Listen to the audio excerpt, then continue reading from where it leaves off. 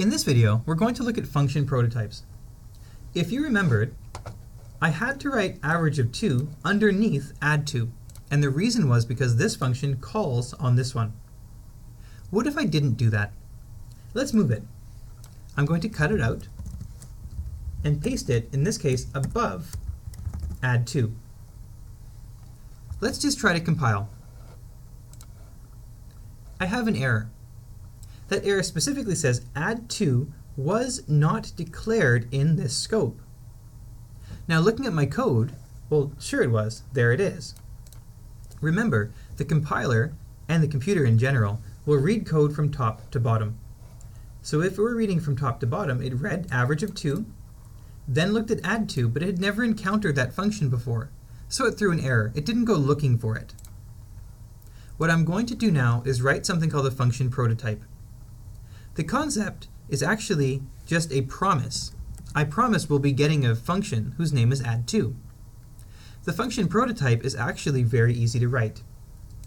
I take this, which is called the function header if you're wondering, and I write it first, but now I add a semicolon. This is the function prototype.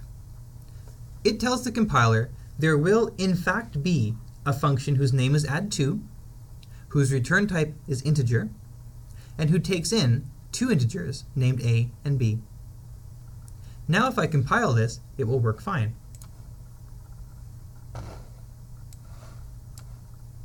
So let's take the average of 3 and 2, and we see 2.5.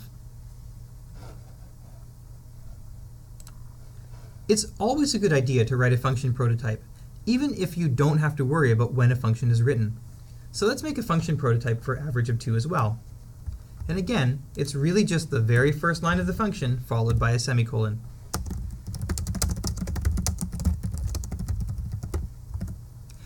Function prototypes are promises.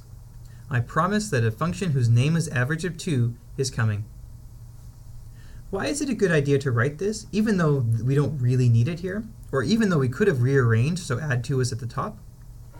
It's because when we're writing larger pieces of code, it's practically impossible to write all of our functions in the exact right order. We need to make 100% sure that we're not going to encounter an error where one tries to call another that hasn't been encountered yet. So always, when you're writing functions, write those function prototypes in. It's good practice, and it will allow you to write larger pieces of code without worrying about one function trying to call another and not encountering the other.